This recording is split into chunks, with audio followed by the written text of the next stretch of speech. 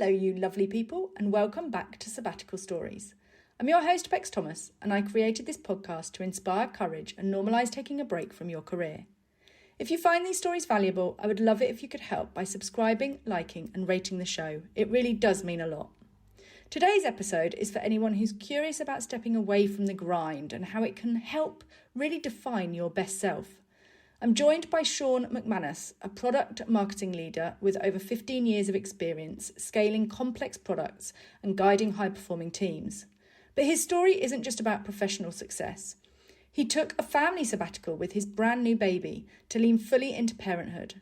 And it was during this pause that he crafted a life around fractional work that supports both his family and his career ambitions. His philosophy is simple but powerful. You can't find the right role until you define the right you. I love it. It's a great episode. Deep down, you've tried, dig deep, search wide, enjoy your climb. It's all for you.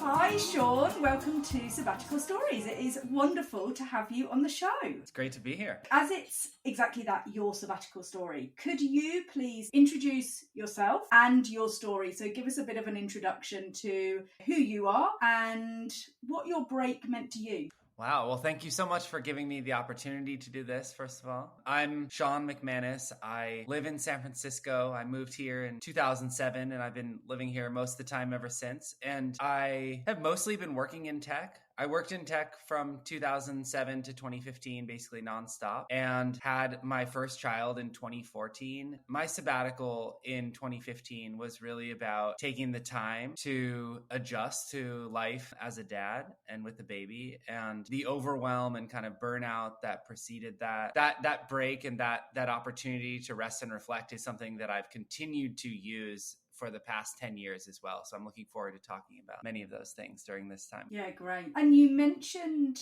burnout, but also the sort of transition into parenthood. At what point did that tipping point come of you going, yeah, I'm going to take that break?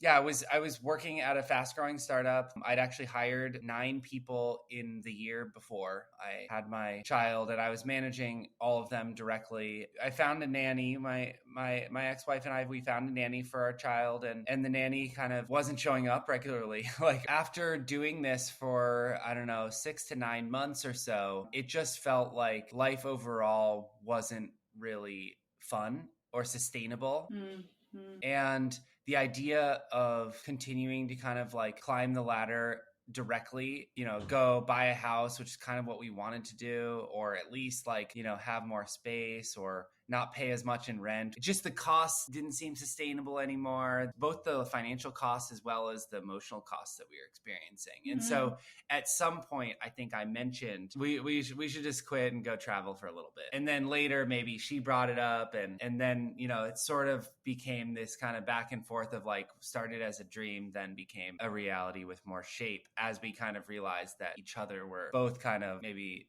considering or ready for the same thing. It's interesting because I know that you and I have both, I think, either read or come across Katrina McGee's book, and she talks about that seed and how everybody who she has spoken to that's taken a sabbatical or a career break, it starts way back as this tiny little seed, and then it's slowly under the ground for a period of time before it becomes a reality. How old was your child when you actually took the break? About a year. Yeah. Okay. Were there any other options of, you had this one reality, you then have this sort of seed of, maybe we chuck it all in and go traveling. Were there any other sort of options that you looked at or thought about? The default plan essentially was continuing to lean into our jobs, maybe find a different caretaker that would allow for us to, just continue to do that. But honestly, like once we got this kind of seed idea in our head, it didn't really take that long for us to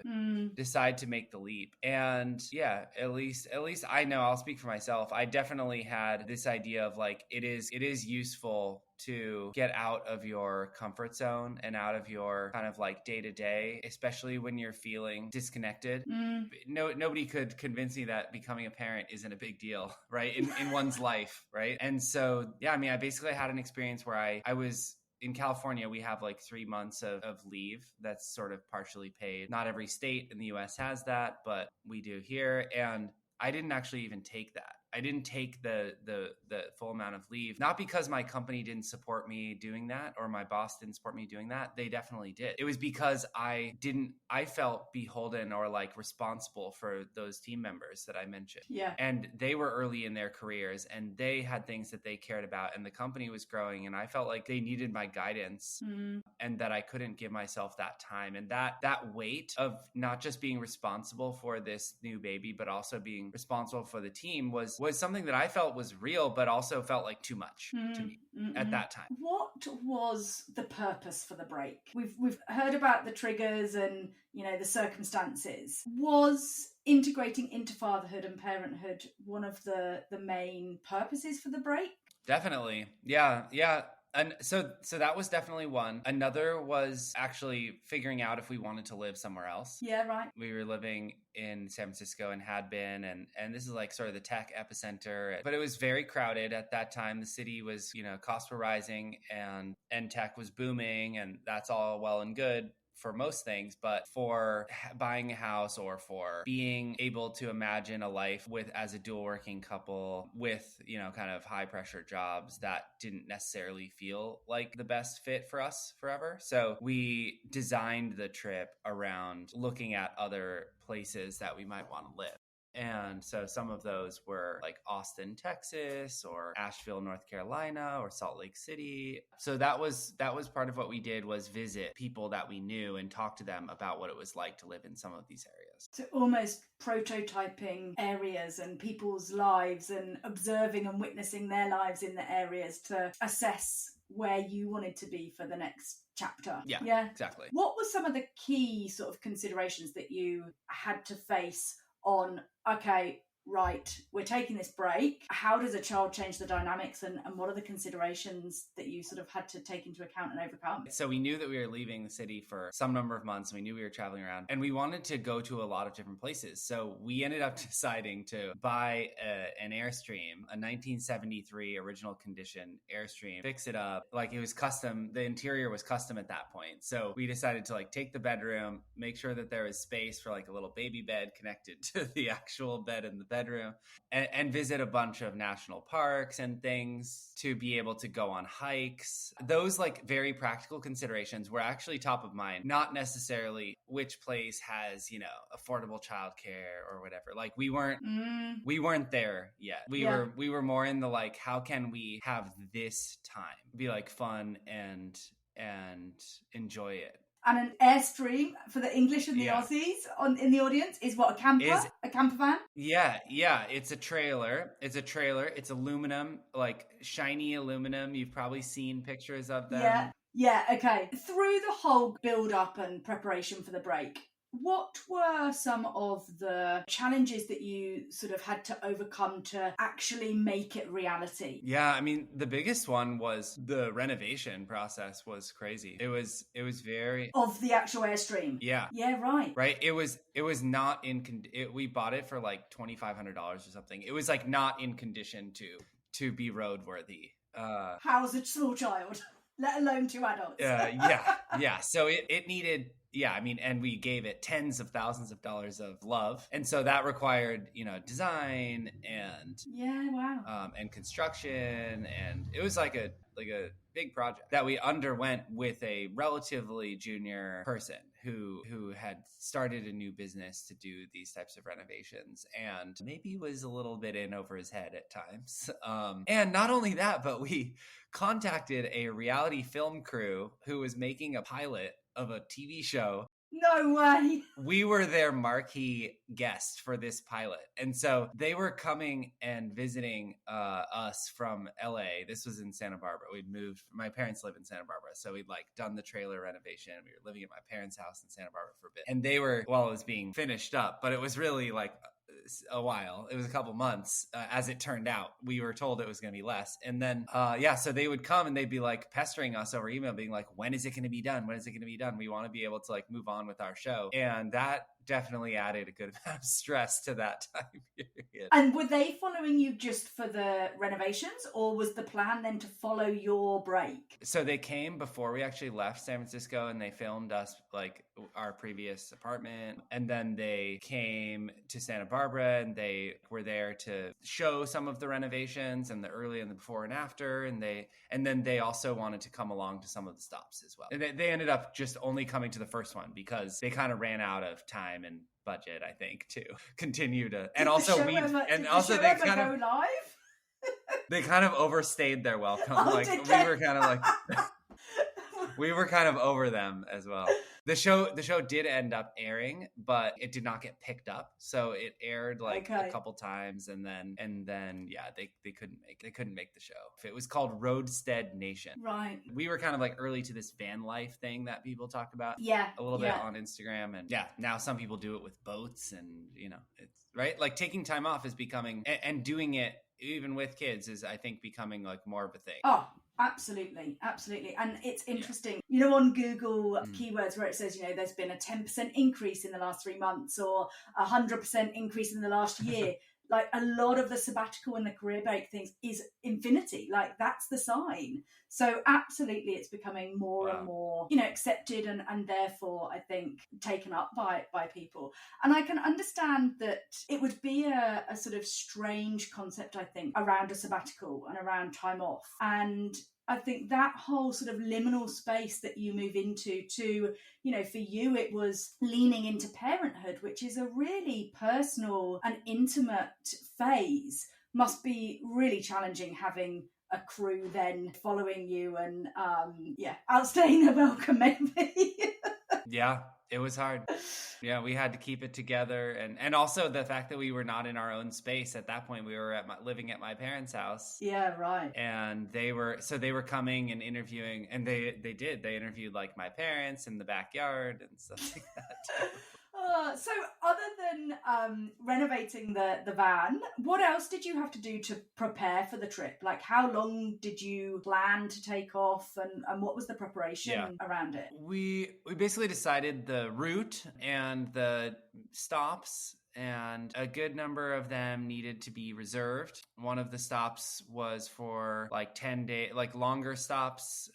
We did in Ithaca. One was at her parents' place in Florida. Yeah, so we needed to basically like plan the itinerary. We didn't have every night kind of predetermined, but we did have a lot of it predetermined. So we'd kind of like plan the early parts with more specificity, and then the later parts kind of got planned as we were adjusting to learning, what we liked, what we didn't like, how much time we wanted each place. If anything, I would say we moved too quickly. We didn't stay long enough in each spot, which made it feel more like work, more hectic than it could have if we'd spent more time in each area.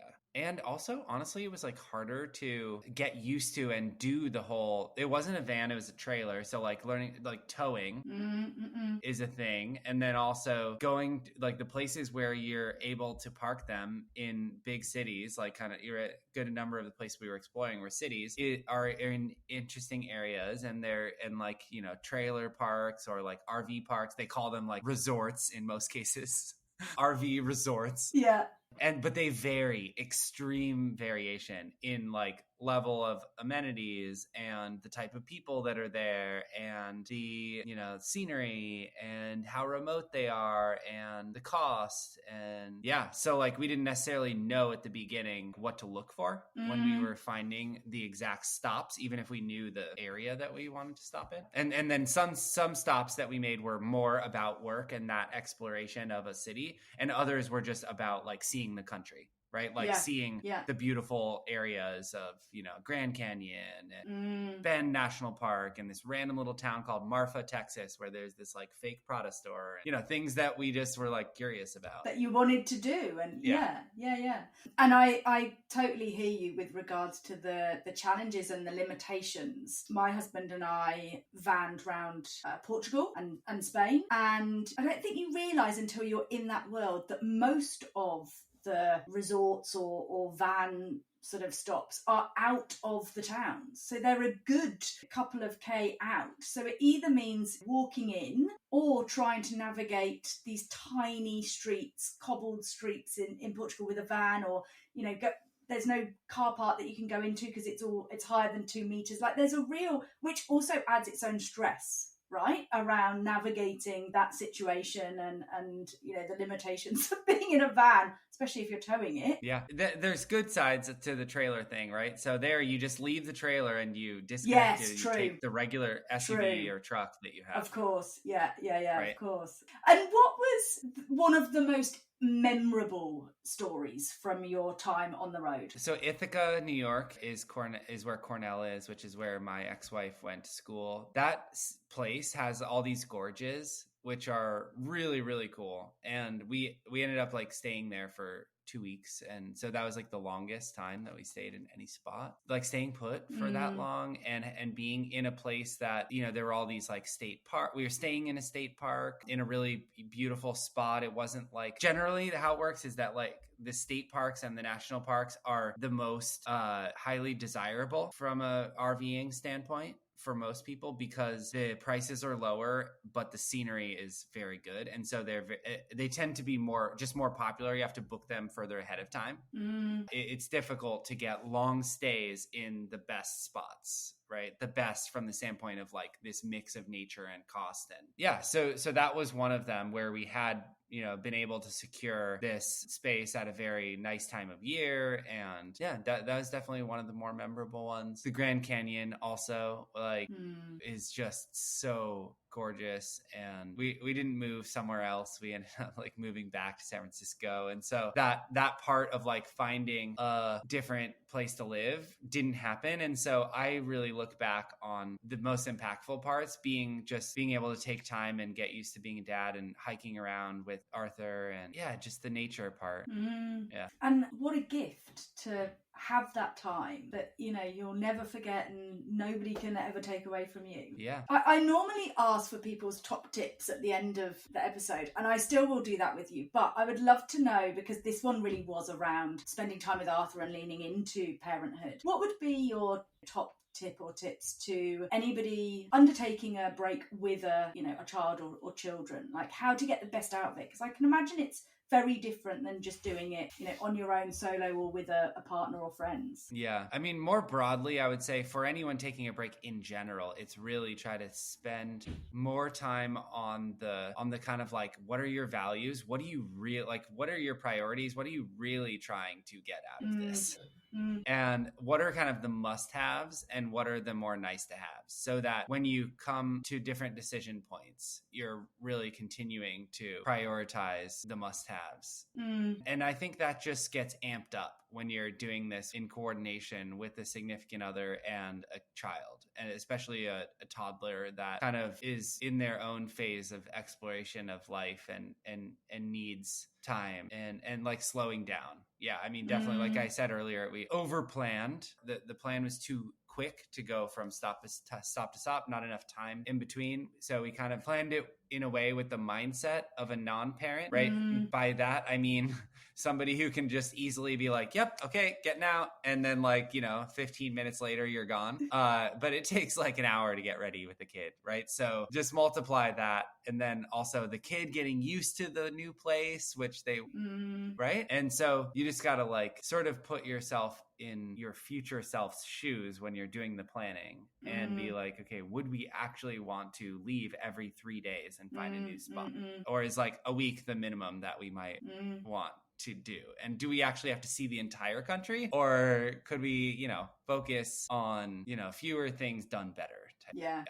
It's funny. One of my friends did a little road trip in Australia, and their son probably was 3 or 4 at the time, and had meltdowns every time they left, an Airbnb or a hotel, or because he'd fallen in love with it, and he fell in love with these places over and over again, and then had to leave every 3 or 4 days. So it's also thinking about, I suppose, what age your children are at and how their emotions are going to react to, stimulation and constant moving and things like that. And, halfway through, I think they got to a point where they were like, okay, we can see this coming. And so then they'd have almost this little ritual around going around each room and saying goodbye to the room and then saying goodbye to the house. And then he was ready to leave. But it's all about then navigating how to work through that. That's a great point. Yeah, just because you're tired of living all in one place for a long time or whatever, right, doesn't mean that they aren't. No. And they're going to have their own experience. Kids are so in the moment that doesn't surprise me that they would,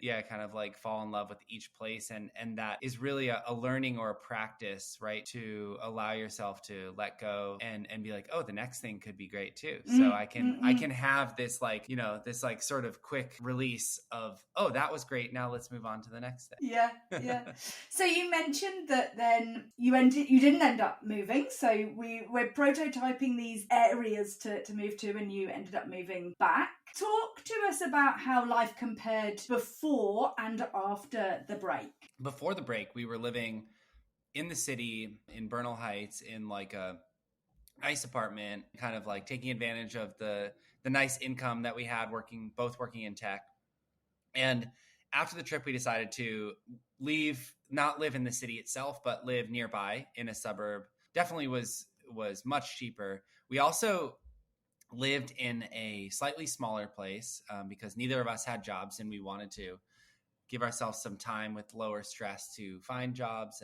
And we also moved in with a friend of mine from college who had recently bought a Victorian house that had like a house upstairs, and then it had like an in-law unit underneath it. And they had a kid the same age as ours. And so we shared a yard with them. And so we had this like kind of, sort of like built-in friends and family type thing that was really, really special and helpful and a godsend for those next few years of navigating life. And it ended up being that we ended the trip after about 6 months because we got pregnant again. And so we knew that when we were choosing that place, we knew that we were having another one, and that, we'd already kind of had this experience of being like, okay, yeah, we got to like settle into this, and we got to prioritize like building our tribe. And so we really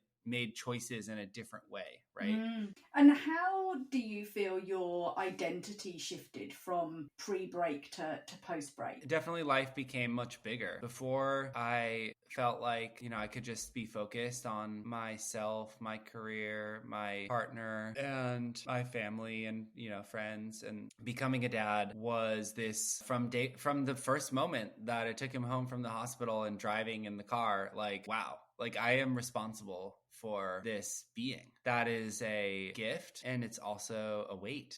Yeah, I try to lean as much into the gift part of that as possible on a daily basis still, honestly. That's a practice. It's a practice to be grateful for the fact that I've been able to. And now I have 3 kids now. So now have 3 kids and build a life that includes them, is in some ways built around them, but it's also built around me and what I want, and right, all these different people and needs and things that I want to balance and to navigate to have this like full bigger life. And so I would say I learned the first sort of like skills on how to manage that during the process of first doing the navigating before the career break, and then doing it during the career break, and then doing it during the aftermath of the career break as things were adjusting back into kind of like the normal life. And then COVID happened. So it's all been right. And then divorce, and then getting remarried and having a baby again. Like the past 10 years have been the foundation was built of strength, I would say, in being able to continue to lean into having a bigger life. That foundation was built during the career break phase from a psychological standpoint, from a like personal growth standpoint. And what did you do to build that? Like, were there any practices that you did through that 6 months to actually, were you intentional about it, or was it because of that sacred time that it naturally happened? making the decision to take a career break as opposed to continue to sort of like, right, like muscle through is number one. And like that is, yeah, no, that's actually Is a defining moment.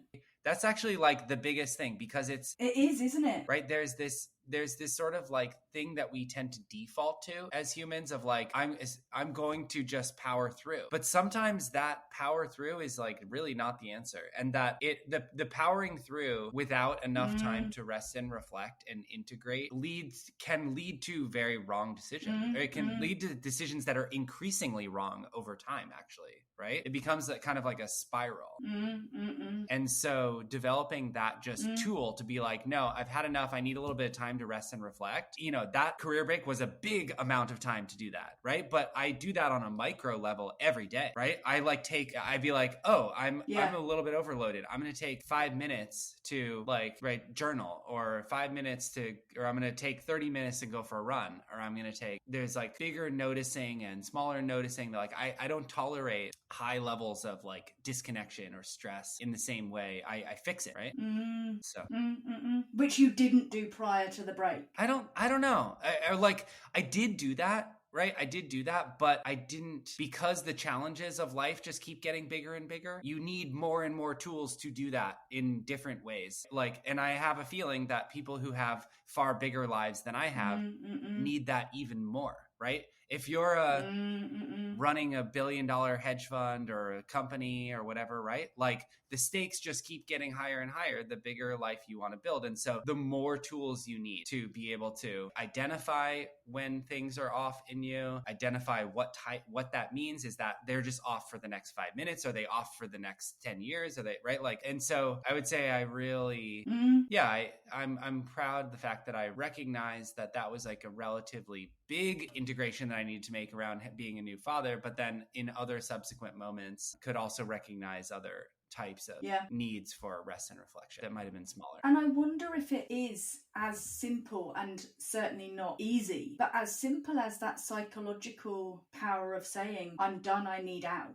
for a period of time. You know, I've never heard it shaped like that, but I wonder whether it is as simple as actually what carries through with you is the knowledge and the pride, as you say, that I can tap out for a moment. You know, I don't have to keep going down that what's expected of me or the blueprint or the default, as you say. I had a client I was working with recently who talked about the snowball effect, and she was like, I can stop the snowball at any time. And it's true, but until you've done it, actually, you know, that's a defining moment, is the time that you actually stop that snowball. Yeah. Almost is empowering. And then, as you say, you carry it through the 10 years of life that you've had subsequently. Yeah, it's incredibly empowering. Yeah, I wouldn't say that a career, for me, that like taking a career break, I did it early enough in my career, and that it feels like a defining moment of kind of like where I became, to me, I've come to this sort of like idea of like an adult is somebody who, like, I wasn't really an adult until this time period, because to me, an adult is somebody who fully takes responsibility for their life and who doesn't see themselves as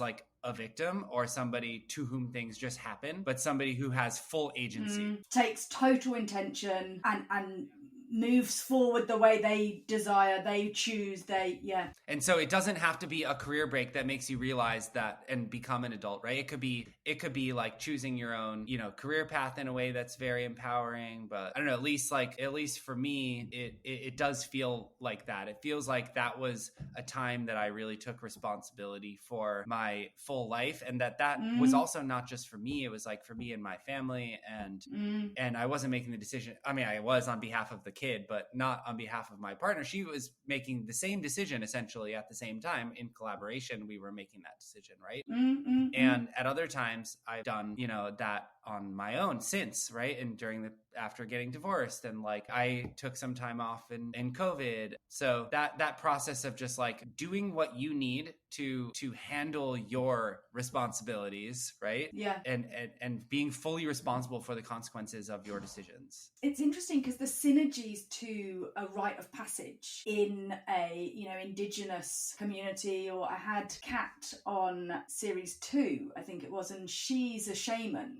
initiated shaman, and she was talking about about how she now guides people through rites of passage. And that's all about transitional periods in life, and one being exactly that, the adolescent to the adult. And it doesn't matter. She talked about the irrelevance of age. You know, we talk about adolescence to adult and us being like, oh, it's 18 or 21 or whatever the legal, whatever is. She was saying, you know, actually it's age irrelevant. It's when you're ready to go through that transition, and that's almost the synergies are there with regards to that break. Yeah. You then becoming the adult. Yeah.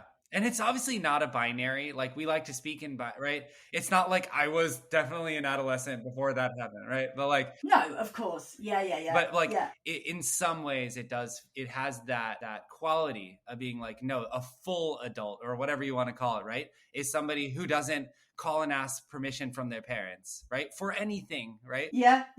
They're asking their parents for advice, right? But like, they can do whatever they want and they feel empowered to do whatever they want. Yeah. Right? With regards to, I'm interested in your life before the break. Did you go back to the same role? Did the company sort of keep the role open? Did you, finish totally? What did that look like?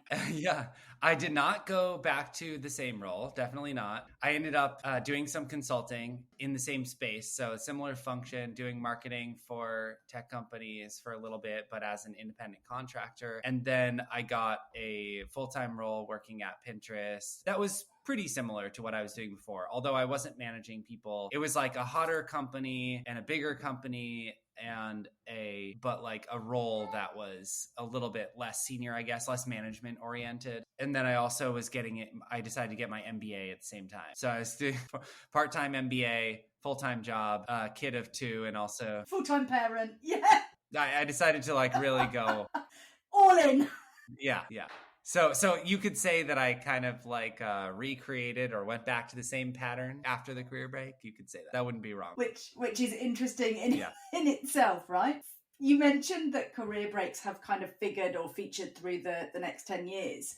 The pattern at the similar situation, did it then have that same, okay, I need to take time out, or how did the next sort of career break develop? Yeah, so I took a second career break in 2020 in the aftermath after that really busy period, in the aftermath of going through a divorce. And actually, which happened to coincide with COVID and schools closing, and actually a move from Alameda, where we'd been living for the 4 years before that, back to San Francisco.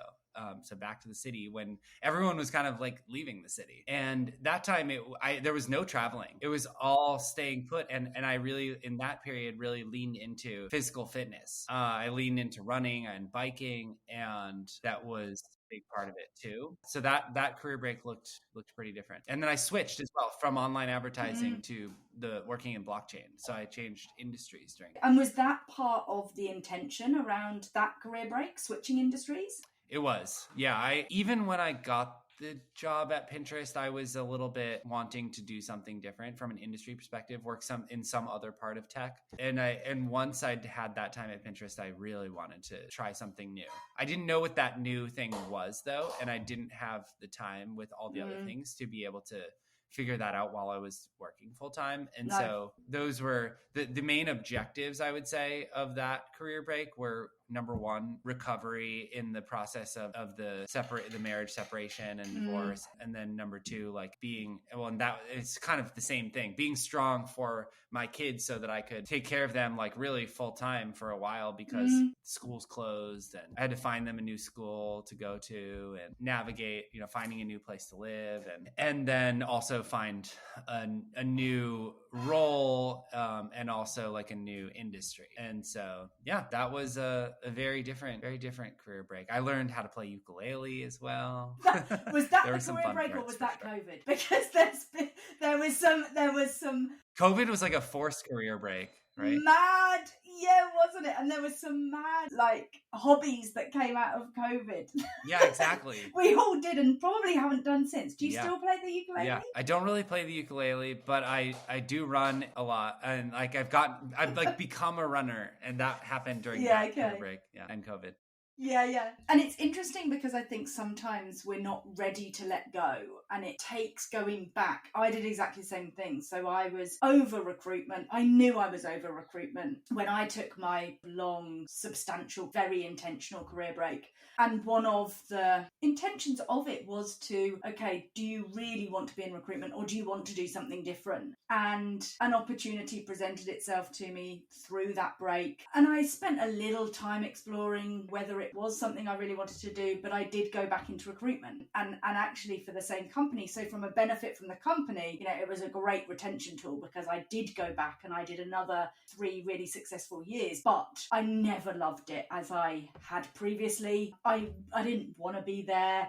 I knew it wasn't sustainable or the long term. But I went back, and it took me going back and that next 3 years for me to be like, this is definitely not what I want for my, next chapter. And then similarly took another more mini, I suppose, career break to then really intentionally go, right, I need to deep dive into where can I take the skill sets that I've built up over 20 years and do something different that isn't my craft that I've mastered. It's timing, and it takes us to go back to really reiterate that actually that's not what we want to be doing, and we do want to be doing something different, and sort of where we go from there.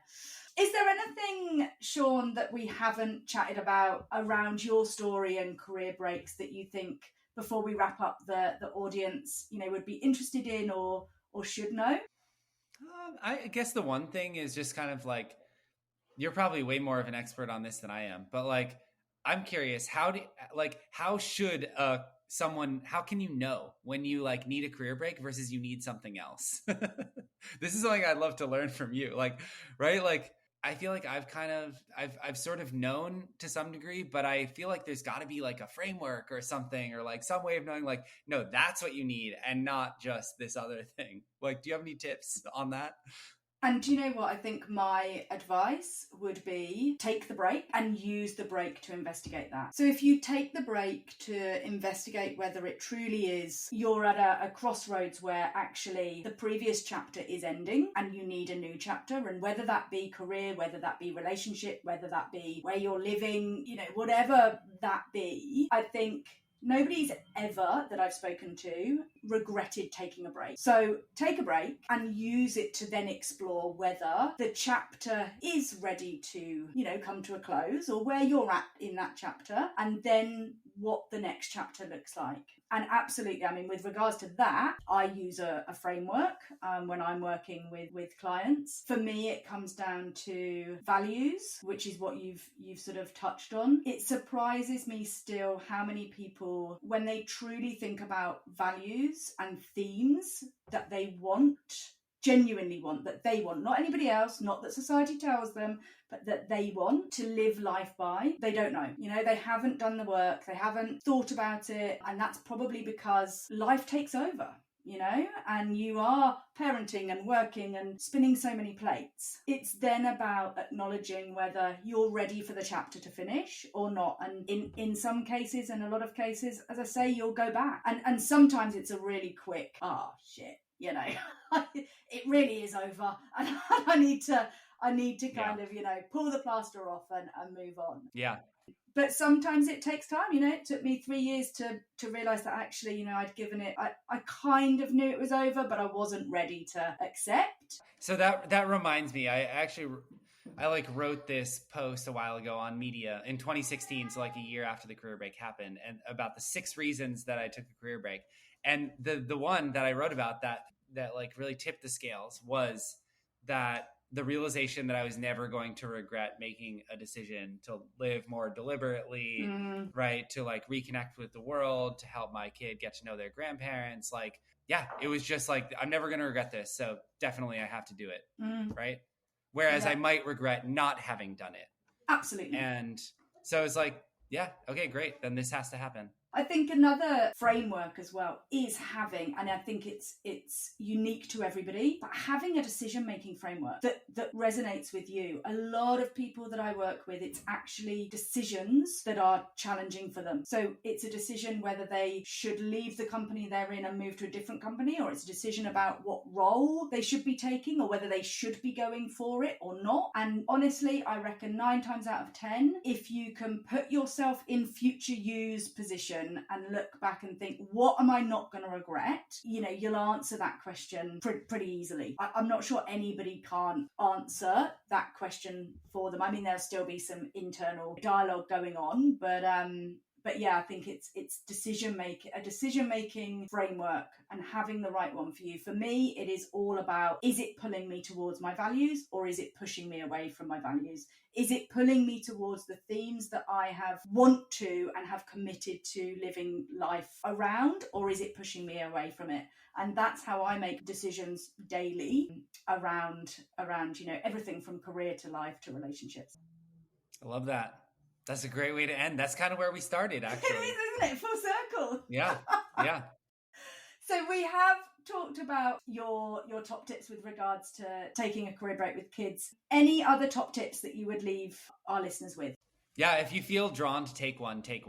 That's it.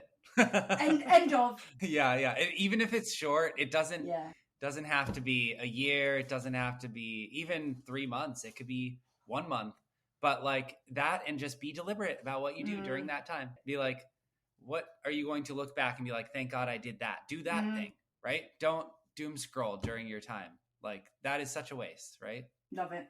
Thank you so much for, you know, your open and honest stories and taking us through your breaks and what they've meant to you. Sean, if anybody wants to get in touch, where's best to reach out and chat to you further?